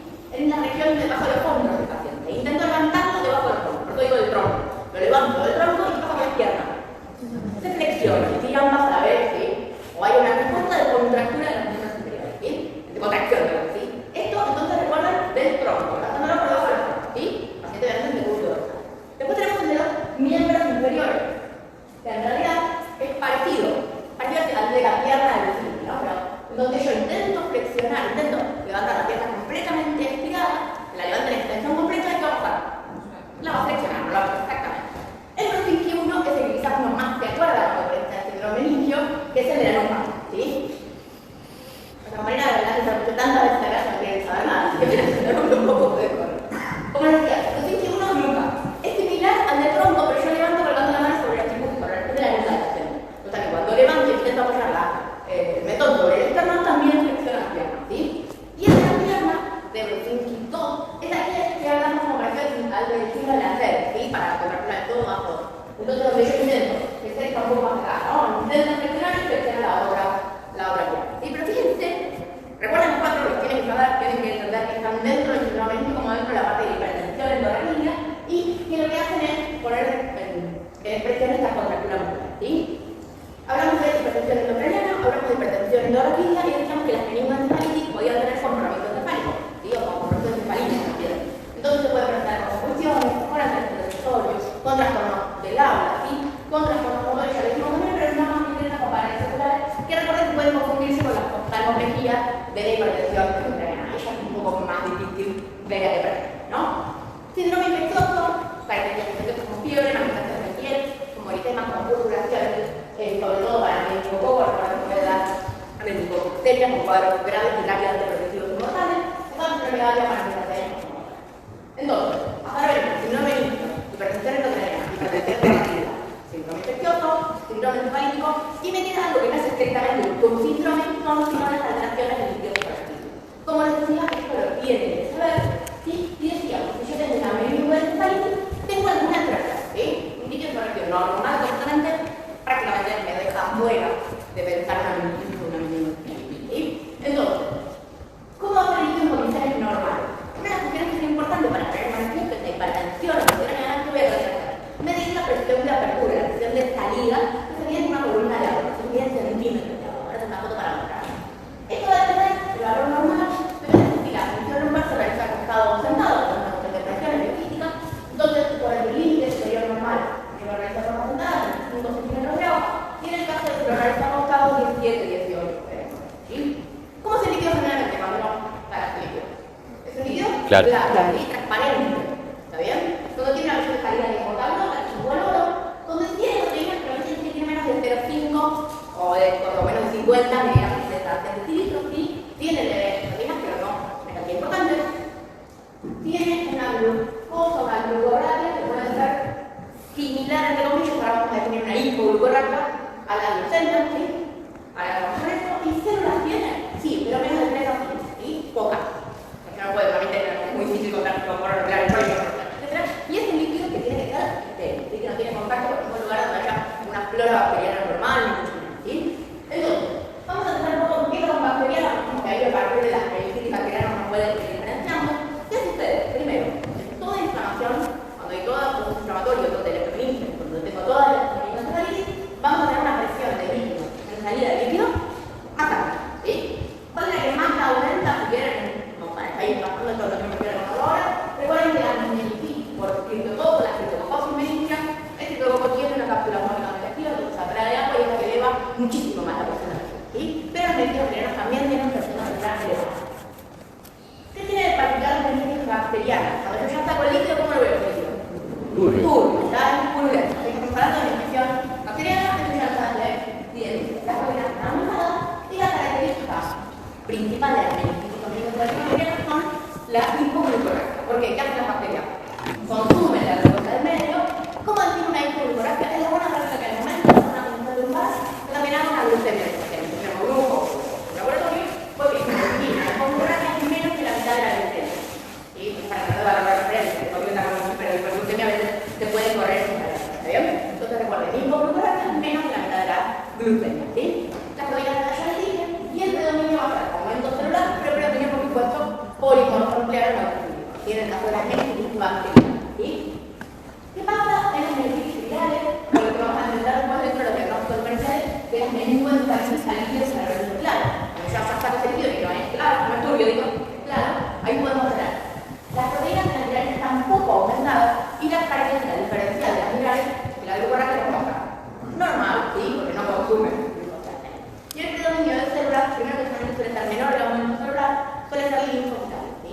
O molecular. Esto lo vamos a ir viendo por ahí un poco, pero si un día las características normales, para luego definir las meningitis bacterianas, es importante que las sepan, ¿sí? Ahora, nos enfocamos bien en meningitis bacteriana aguda. ¿Dudas, preguntas para más o menos? Doctora, sí. Una pregunta. Cuando dijo la tensión del líquido cefalorraquídeo, ¿en cuál dijo que está más aumentada? ¿En la micótica o en la bacteriana? No, o yo no entendí mal. ¿Qué está más aumentada o no entendí? La tensión del líquido cefalorraquídeo de salida. Sí, en ambas. En las micóticas, sobre todo en criptococosis meningia, suelen tener muchísimo más aumento. ¿Sí? Bien, ahora meningitis bacteriana aguda. ¿Qué me quieres saber? Primero, ¿por qué es tan importante? Es uno de los temas más importantes en esta hora. ¿Sí? ¿Es una enfermedad frecuente o no es frecuente? Vamos a ver qué es lo que digo. ¿Me van a ver todos los días si hacen una guardia toda la semana? No es una enfermedad frecuente. Podemos conocer algo de los reportes que recuerden de meningitis. Es una de las enfermedades de notificación obligatoria que se notifica al Sistema Nacional de Vigilancia de Salud, que se notifica ante la fecha y de manera efectiva cuando se confirme. No es realmente lo mismo dato que encontré así el año completo, ¿no? Por eso decimos el boletín integrado de vigilancia del año 2017 hablamos de una incidencia, es decir, la cantidad de casos nuevos para todo el país de menos de 2 casos cada 100.000 habitantes. Eso es poco, ¿sí? Tengo que juntar 100.000 habitantes para poder encontrar 2 casos, ¿sí? De meningitis bacteriana. Esto va a similar a lo que sucede en otros lugares, o sea, los países de Estados Unidos, que también tienen datos de vigilancia parecidos, donde también hablan de esa estadística. Menos de los casos completamente, y lo que ven es que viene bajando la cantidad de casos en los últimos tiempos. ¿Por qué? ¿Qué sucede con meningitis bacteriana? ¿Con la vacuna?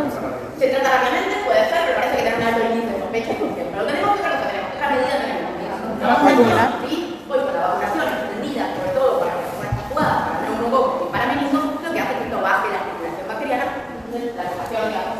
Por eso también se ve ahí escribe en Estados Unidos un aumento en la media de edad, porque se vacunan primero a los chicos. Y lo que es más importante entonces, decimos que no es una enfermedad frecuente, pero que tiene una letalidad de 15%. Eso es mucho o poco. Es muchísimo, ¿sí? De hecho, para el COVID, en los peores momentos, traigo COVID. Hablamos de la letalidad del 3, 4%, porque tiene una cosa clarísima. Fíjense que entonces, si yo no la trato o no la pienso oportunamente, tengo una altísima probabilidad de que los pacientes mueran. Y no solamente que mueran, encima pueden ser enfermedades motoras, enfermedades auditivas, etc. Entonces, esta enfermedad no es tan prioritaria por frecuencia, es decir, porque no la van a ver todas las semanas, pero cuando aparezca algo, tengo una sospecha, tengo que actuar muy rápido, porque si yo no intervengo adecuadamente, para los procedimientos, tiene consecuencias graves. ¿Sí? Eso es lo que me interesa, por eso traigo la evidencia. Y después yo necesito, bueno, pensar en los diagnósticos epidemiológicos de las meningitis bacterianas. ¿Qué causas son las más frecuentes? streptococcus necesariamente distingue, ¿no? Como así en general, a toda la población. Pero después me interesa ver que tengo el paciente que tengo adelante con una cristita a veces tan simple como o la edad o algunos condicionamientos clínicos, puedo pensar más en otras etiologías. ¿Qué pasa el neonato? ¿Qué pasa el concepto neonatal, no? Donde voy a pensar en la forma que está relacionada con el parto. No tanto a primera día, no tanto con el neumococo o meningococo, sino con bacilos gram negativos, listeria, estreptococcus agaricales, ¿no? Por eso aparecen estas tres etiologías. Después ya hay gente que en niños mayores de 1 en neonatos mayores de 1 mes, niños y casi adolescentes, comparten bastante las etiologías, ¿no? Entonces, estas tres filas, ¿sí? Hablamos de Neisseria meningitidis, de Streptococcus pneumoniae, ¿sí? Más o menos hemófilos influenzae, que también gracias a la formación decae su circulación, y luego ya tenemos según otra cuestión. En mayores de 50 años empieza a aparecer de vuelta Listeria monocytógenes como etiología de meningitis bacteriana, ¿sí? Otros bacilos gram negativos y otros factores de que aparecen tienen que ver con el sistema inmunocompromiso leve, ¿no? Embarazo, diabetes, cirróticos, renales crónicos, crónicos, crónicos. Otras pacientes que ya tengo otro antecedente por delante del momento que estoy preguntando por qué es sintomático la gente, ¿no? Con píldora de equiparativia me interesa un poco tener en cuenta el biógeno por la rotación, bueno, mucho más, es lo mismo. El inmunocompromiso uno se expande un poco con esta idea. Completo, etiología, Streptococcus Neisseria meningitidis, un poco peleando cabeza a cabeza, pero según la edad, según algunos antecedentes clínicos, entran otros microorganismos en juego, ¿sí? Que también va a depender un poco de las fisiologías que vamos a ver. Entonces, ¿qué síntomas presenta o resultan pacientes con una meningitis bacteriana? Principalmente tenemos esta periada que siempre voy a pensar. Fiebre, por supuesto, inflamación aguda, 48, 24, 72 horas como mucho, o prediabetes, ¿no? Tiene fiebre de 2 semanas, es otra cosa así. Cefalea, ¿sí? Que perdón, si hablo de la tirada de fiebre, de rígidas nucas, la que nunca que pongo la zona manifiesta. ¿Con qué? Con los finos meningios, ¿sí? Parte de la hipertensión endocrina. Y alteración del sensor, ¿sí? Esa es la tirada clásica de meningitis bacteriana. Instauración aguda, ¿no? Bastante joven, antecedentes, se requiera, que se presenta traído por una unidad por las tres cuestiones. A la cefalea, en la última pregunta, se le agrega un cuarto síntoma, que es pensar en cefalea, ¿sí? Entonces, yo no puedo dejar de pensar en la meningitis bacteriana cuando tengo al menos 2 de estos cuatro, ¿sí? Fiebre y cefalea, que comienzo agudo siempre, alteración del sensorio y cefalea, rigidez de nuca y fiebre, ¿sí? Uno puede combinar, pero por lo menos teniendo en cuenta 2 de estos 4 síntomas, tengo un altísimo valor predictivo positivo para sospechar una meningitis bacteriana, ¿sí? Esto no lo puede pasar, siempre entendiendo que son enfermedades agudas que se instauran en 1 o 2 días de ¿sí? ¿En qué otra cosa voy a tener que buscar? Recuerden que el Streptococcus pneumoniae puede dar otras enfermedades, ¿sí? Por supuesto, neumonía o media, que aparecen primero los focos y luego el foco meningio, ¿sí? Entonces debo buscar los focos continuos. ¿Qué pasa cuando los pacientes más años vienen? Pacientes ancianos, las clínicas menos floridas, menos características, entonces puede presentar solo alteración del sensorio, son raros que el tipo de 70 años, 80, 90 tenga fiebre, ¿sí? Entonces siempre buscamos meningitis en pacientes ancianos con deterioro del sensorio sin causa. Puede tener con cambio medicamentoso, sí, pero por lo menos primero pensarlo, ¿sí? No dejar de tenerlo en el radar. ¿Estando por favor? Y siempre revisen el paciente buscando compromiso en fiebre. Dentro del signo de infección aparecían en el eritema púrpura, sobre todo por la aparición de meningococtemia, que están rápidamente progresiva y tiene altísima mortalidad, ¿sí? Entonces, bueno, fiebre recién nunca. Entonces, ahora me como cefalea para pensar, para dar un alto valor de opción en que hay la sospecha de una meningitis bacteriana.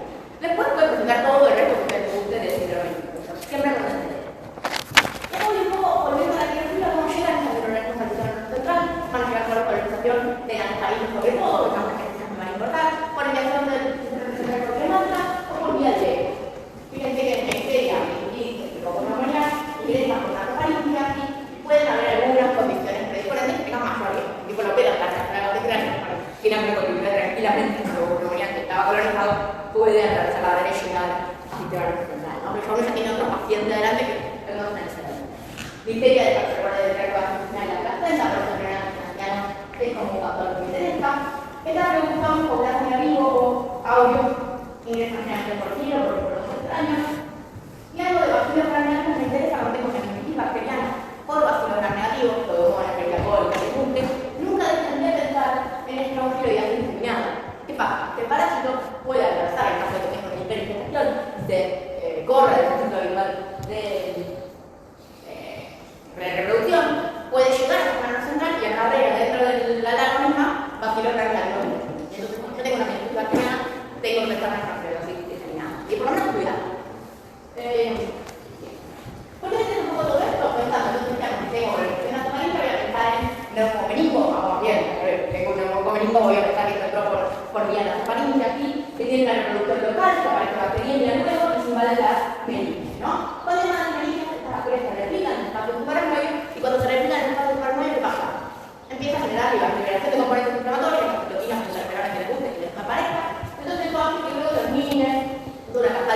en hipertensión endocriniana urinariana. ¿Sí? Esto me interesa para entender ahí.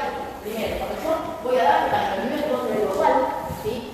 Cuando tengo una fecha, tengo una cierta inicio de funcionamiento bacteriano, ¿qué va a pasar inicialmente? Voy a analizar una bacteria, si destruye una bacteria, por ese riesgo que corro. Que tengas mayor aumento de la presión endocriniana, ¿sí? Porque todo esto vuelve a pasar. Entonces, ¿qué hago? ¿Qué digo? ¿Qué otra maniobra de la vuelta tengo como participante? Los corticoides, ¿sí? Dentro, por eso mezclo un poco la patología con el tratamiento. Es decir, yo tengo que dar dentro del tratamiento antibiótico en las medicinas bacterianas. Si tienes controversia al área de transmisión de patología en contra, es de práctica habitual indicar para el corticoide de forma medio grande o de forma simultánea a la administración de los antibióticos para disminuir el proceso inflamatorio que puede producir por la lista. Y recuerden que después, lo que tiene que ver con hipertensión endocriniana, me interesa mucho el manejo que requiere la con la. Entonces siempre tengo pacientes con una aspecto más mejor de 27 años, sin antecedentes, de fallas de doble evolución y que lo trae de la familia y el conviviente porque hoy no lo conocía para la creación de sexo. En el paciente tengo que pensar a mí. Tengo que fallar, tengo que tener un territorio de comienzo o instauración brusca, aguda. ¿Qué voy a preguntar? Si tú borras con una infección respiratoria o con una alérgica, ¿no? A una infección de vida reciente, si tiene contacto con la meningitis, recuerden que es una enfermedad que se transmite de persona a persona.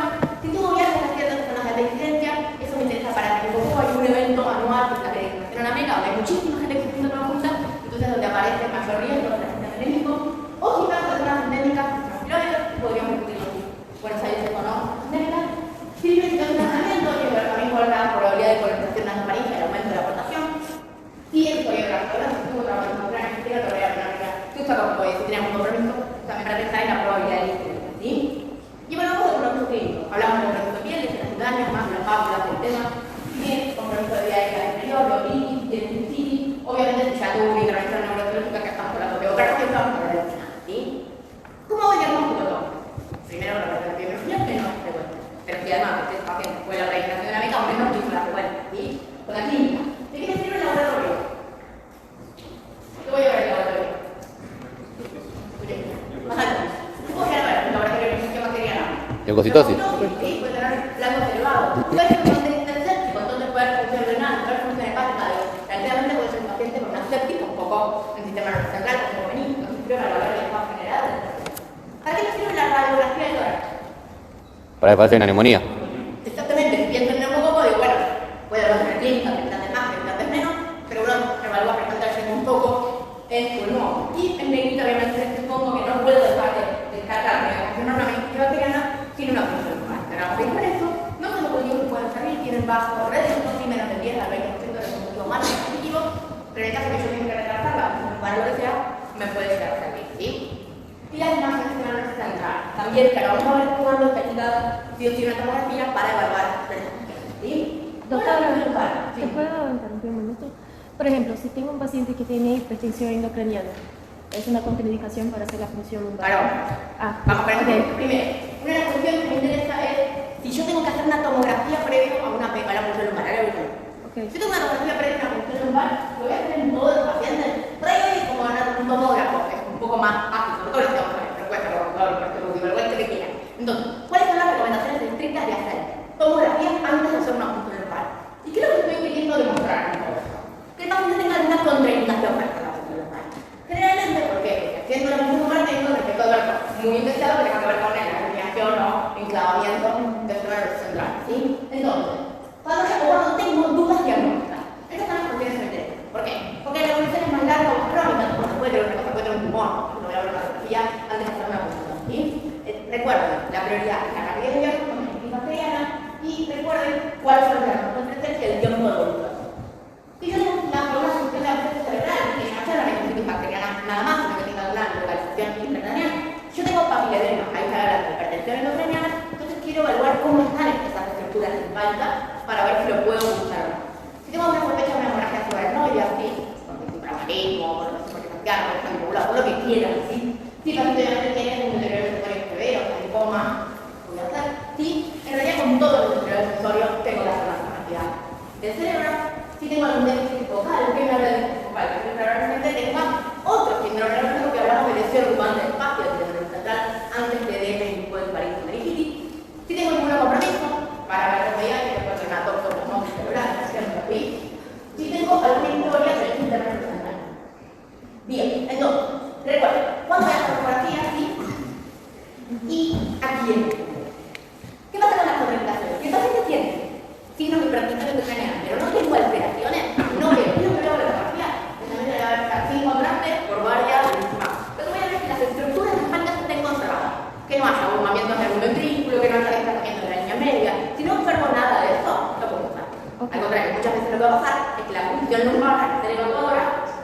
alivia un poco la medicina. ¿Sí? ¿Entienden? Sí. Y en este caso, por ejemplo, si el paciente tiene las contraindicaciones, ¿qué diagnóstico puede usar en este caso? Continuamente. Un paciente que yo no puede hacer la punción lumbar, Bueno, que es el diagnóstico. con cultivo y otros procedimientos diagnósticos, en los cultivos sobre todo, y evaluar rápidamente el tratamiento empírico. Ok, ¿Se entiende? o sea, Y sí, yo no no. puedo para fecha clínica alta de una meningitis bacteriana, no puedo dilatar el tratamiento antibiótico porque no puedo hacer la punción lumbar con la clínica. Ok. ¿Sí? Ya empezó el tratamiento. Ok. Pero aquí previo cultivo fue cultivo. ¿Sí? Bien. ¿Cuándo una ecografía? Y después habla de punción lumbar. Recuerden que la punción lumbar es un proteína. Motivo. ¿Y quién tiene que ir tierra cognitiva? ¿No? Tú puedes haber sentado acostado, esto depende más del operador que vamos a hacer ropa, por ejemplo, extrema acostado. Y nosotros vamos a poner en esta posición para qué? Para permitir más apertura de la apófisis espinosa y poder acceder al espacio tubular. ¿Sí? Entonces yo intento acceder por acá, ¿sí? Entre la apófisis espinosa al espacio donde transcurre el recorrido y obtener una muestra. ¿Sí? Condiciones de esterilidad. ¿Sí? Puede usarse anestesia local con lidocaína o infusión de lidocaína, ¿sí? Y entonces, lo que hacemos con una hoja de punción lumbar, que puede ser también una hoja de 58 o 48, dependiendo de la postura del paciente, y hace siempre debajo de la cresta ilíaca. ¿Para qué?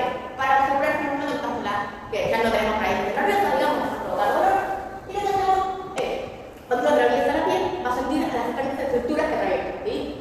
La piel, el vaso cutáneo, los ligamentos intestinosos, hasta que llega al músculo, hasta que llegamos al ligamento amarillo plano. Esto es importante porque tiene cierta resistencia. Voy a sentir un respaldo en la aguja y una vez que atravieso eso, llego al ilios de la rodilla. ¿Está bien? Por eso me interesa un poco esta cuestión que entiendan las maneras de la ¿sí? Más que nada, ¿sí? ¿Y qué es lo que tengo que hacer entonces? Llegué al espacio subarachnoideo y empiezo a salir líquido. ¿Qué debo hacer?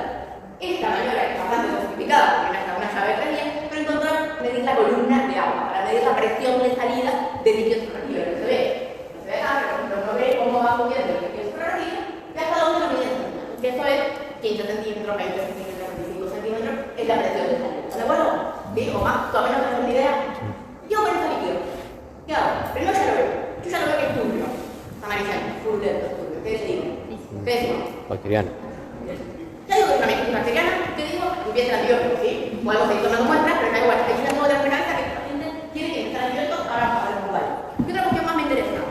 Tomar aire. Eso es lo que que se retriva la cantidad de enfermos porque tenemos más de 5 laboratorios para que la gente se compre, entonces va a cuestión esto. Pero lo que me interesa es que yo voy a operar. Primero ya vi macroscópicamente ese líquido. Lo que voy a hacer es una muestra para directo, una muestra para físico-químico y algunas muestras para cultivo, ¿sí? A veces la muestra directa cultivo puede ser el mismo líquido. Se va a depender de los laboratorios, ¿está bien? Pero sí tengo que entender que por un lado hay físico-químico, a un tipo de aparato, y por otro lado algo que es microbiología. En microbiología voy a aparecer en forma directa, porque se centrifuga, se pone con un vidrio y se mira el microscopio, y se mira el microscopio, o un cultivo donde se pone una bomba. ¿Sí? Esto empieza con una cosa de a veces te puede tomar varias muestras para que no una sola. Lo mismo, líquido celular turbio, aumento de proteínas, glucoraquia, predominio celular, polimorfo-celular. ¿Sí? Quedó más o menos en algún lado de la cara.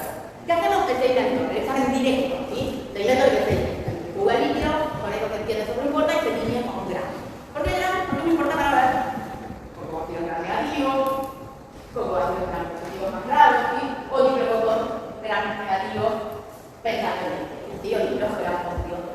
Esto es lo que tienen que recordar en la microbiología. Digo, yo veo diplocotos, granos positivos, pienso con la etiología, con la química, el tipo de muestra, esto es lo que vos no me veo diplocotos, granos negativos, intra y el carcelar, y así, ¿sí? ¿Está bien? Con este grano también es confirmatorio, cambiar el peso alternativo. Entonces, muchas veces el grano puede ser negativo, ¿sí? No tiene una funcionalidad del 100%, mucho menos.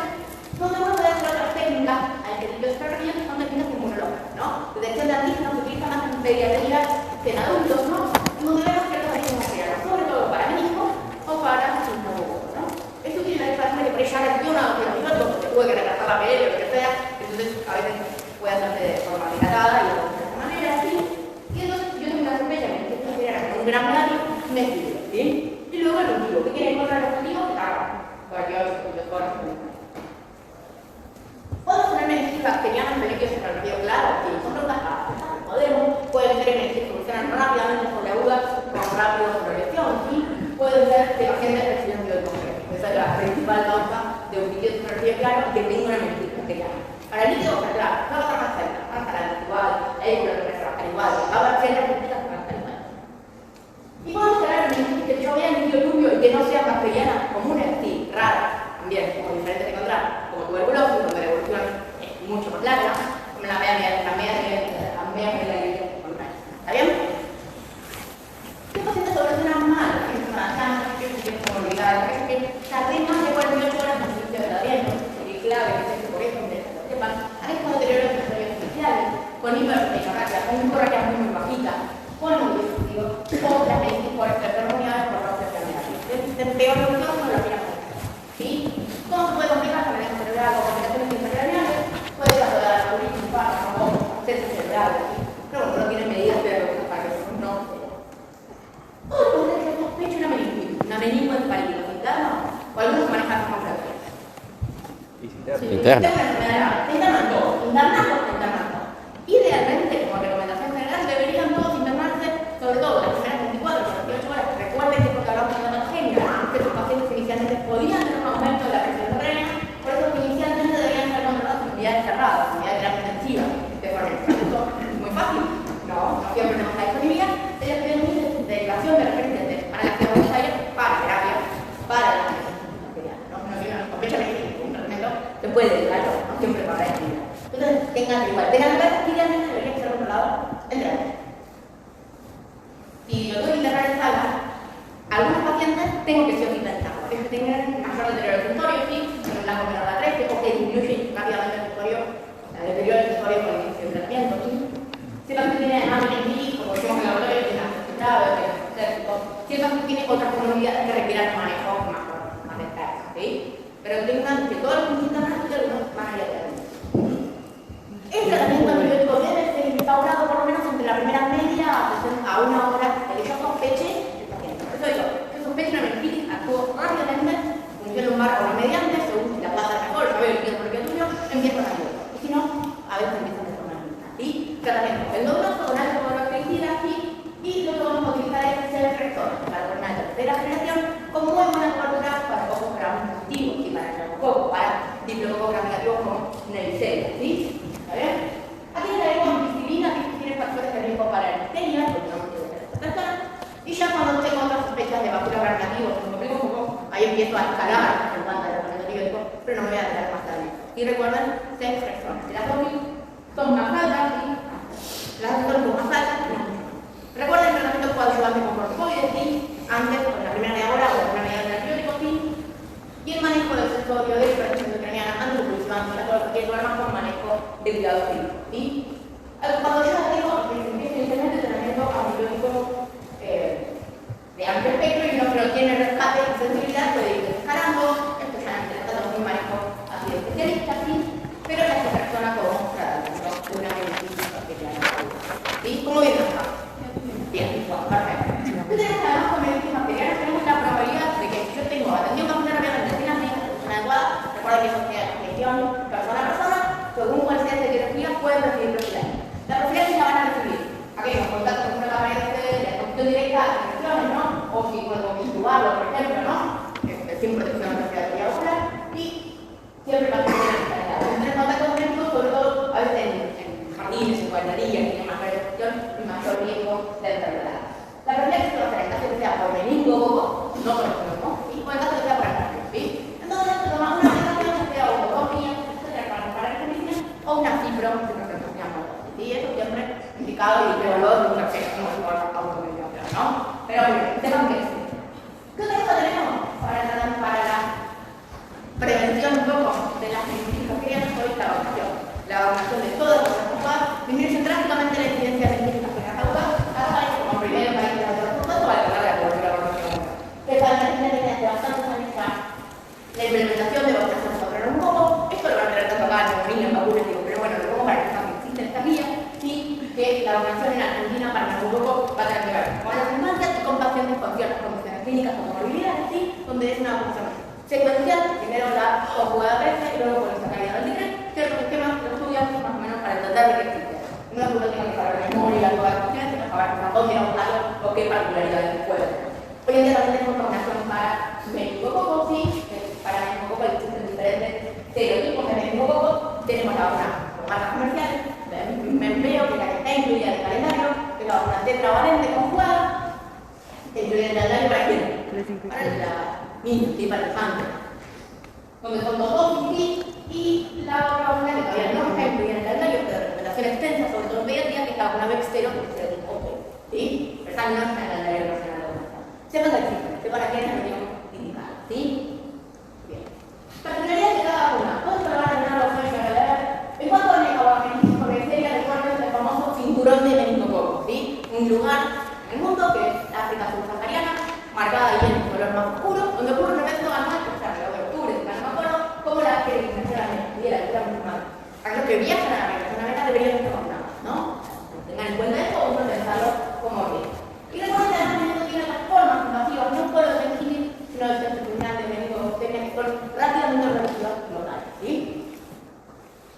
En cuanto a meningitis por neumo, un poco por la vacuna que decimos, sistema adaptativo, existe una emergencia de resistencia al beta-lactámico, pero aún no es tanto por nuestro país, por eso quiere decir que sigamos usando antibióticos investigadamente en la europea, pero hoy la realidad es que se vigilan en infantes, se vigilan en pediatría y no se ha encontrado un aumento de la resistencia. Porque sería que podemos decir, lo voy a bajar, porque es micro, bien. Dudas, preguntas sobre meningitis bacteriana. Pasamos a meningitis saliente desflorativo, donde básicamente lo que voy a hablar, no voy a hablar ni de que no voy a hablar de tuberculosis, vamos a hablar de las meningitis agudas virales, o más bien meningoencefalitis agudas virales, donde las principales tienen características epidémicas y son conocidas por los enterovirus, poliovirus, tecovirus, ¿sí? Entonces saben que se van a producir más que nada en la primavera y en verano, tienen reservorio humano de transmisión fecal oral, ¿sí? Entonces se le hacen como secundarias a otros procesos sistémicos, ¿sí? ¿A cuál es el compromiso gastrointestinal? Para que primero una replicación gastrointestinal y luego puede aparecer problemas que llegan a tomar, ¿sí? ¿Qué tiene como característica? Presenta grandes clínicas, ¿sí? Valera, cualquier síndrome médico. ¿Qué tiene como principal? Que yo voy a pensar y voy a pasar a hacer yo. Claro. ¿Va a tener glucocardia? No. Normal. Proteínas muy aumentadas y células aumentadas para los niños mononucleares o linfocitas, ¿sí? Eso me hace que me dé auto, me saca del eje las meningitis bacterianas y empiezo a pensar en él. ¿Cómo hago diagnóstico de la gran más positivo va a ser negativo del negativo? Va a ser negativo, yo no veo en el grano, no lo veo en el directo. Lo que puedo hacer como diagnóstico etiológico es biología molecular, ¿sí? PCR para algunos, ¿no? También, por lo que. Si tiene como tratamiento, no tengo entonces tratamiento, el biológico tratamiento dirigido, lo monitorea muchas veces en una semana cada día de la clínica, ¿sí? ¿Está bien? Sí. Sí, finalmente también se puede tener la marca. Uno está bien el diagnóstico especial de una clínica que se tiene que impulsar para poder tener esto, ¿sí? Y muchas veces no siempre lo que está buscando, ¿sí? ¿En terapia o? No siempre. Esto ya depende un poco más de la clínica, debe tener el tutorial de comparación general. Esto también puede tener convulsiones, y si tiene convulsiones, se tarda más por las convulsiones que por la meningitis. ¿Se le da a esa persona? ¿Cómo? ¿Se le da a esa persona? ¿Se le da a esa persona? No, a ver, si yo tengo este líquido, no le doy. ¿Está bien? Bien, PCR y el molecular para el diagnóstico que obviamente está. Bueno, como bien, que no lo ahora lo tengo, ¿sí? Recuerden esa pandemia que decíamos que primero una replicación gastrointestinal, entonces puede haber clínicas de diarrea previamente, ¿sí? Y pueden tener algunas complicaciones, ya sea de miocarditis, son poliovirus, ecovirus, o sea, que son etiologías también de miocarditis, son etiologías de meningitis cardíaca, de otras patologías, ¿no? Pero recuerden, sobre todo, que tienen una resolución rápida, que es cuando hay muchísimas complicaciones. Estas son como muy diferentes de las meningitis bacterianas. Perdón, una duda más. ¿Se le da biológico médico? ¿Se le hace? No, porque vos tenés un líquido, por ejemplo, yo tengo un líquido claro, con proteínas aumentadas, pero glucocardia normal, esto no es una meningitis bacteriana. A menos que el paciente haya tenido antibiótico previo, donde yo pienso que me haya clareado. Si yo tengo esto, sin paciente no me da nada. Se cultiva, se espera y se toma un break. Y se le pide la PCR. Entonces, recuerden, también se puede pedir no solo el líquido informativo, pero mejor fácil, se va a tener la clínica. ¿Qué otra virus puede dar meningoencefalitis? Paracarditis y la meningoencefalitis nuclear. Puede ser en el contexto de una paracarditis o de forma aislada. Esto se ha visto en muchos otros casos, por ejemplo, de los 16, paracarditis sobre adultos jóvenes, que tenía que ver con una inmunosenescencia en algún punto de comillas por la vacunación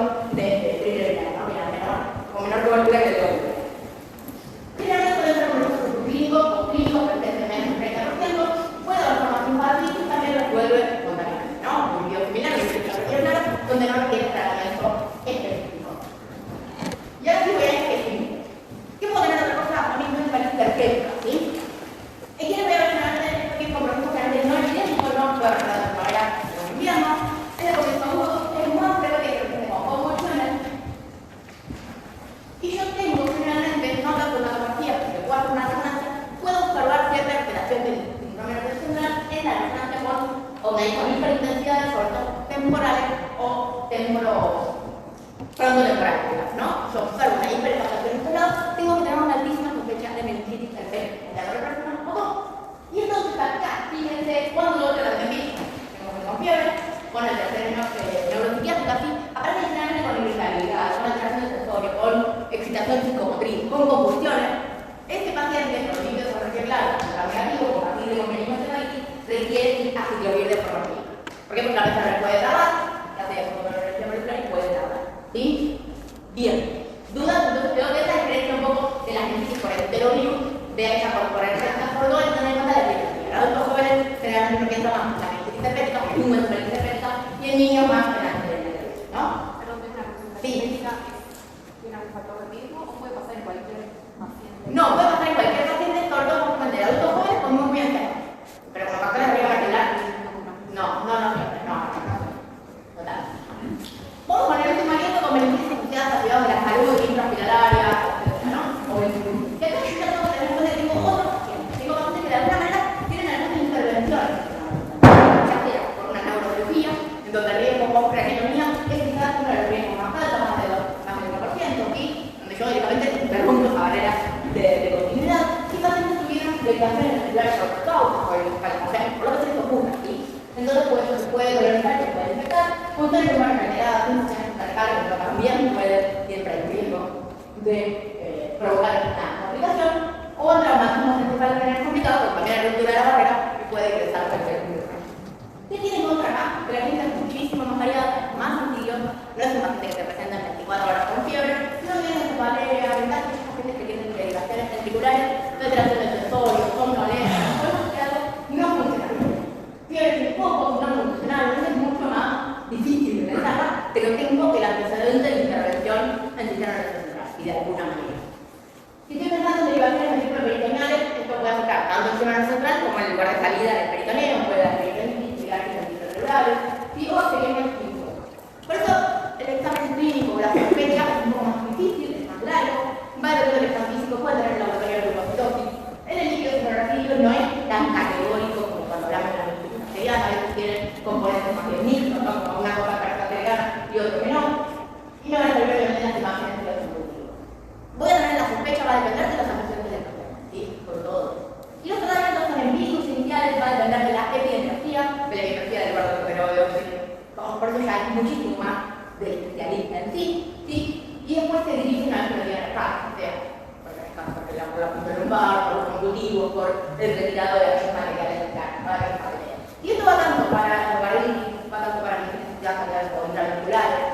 Cuando tengo un dispositivo que está infectado y una sospecha de infección para los receptores musculares también, es muy difícil erradicar las bacterias de ese dispositivo, de esos pacientes, de estas prótesis. Entonces, eso realmente siempre que pueda, hay que hacer para que el proceso sea efectivo. ¿Sí? Esa es la cuestión de mente. ¿Está bien?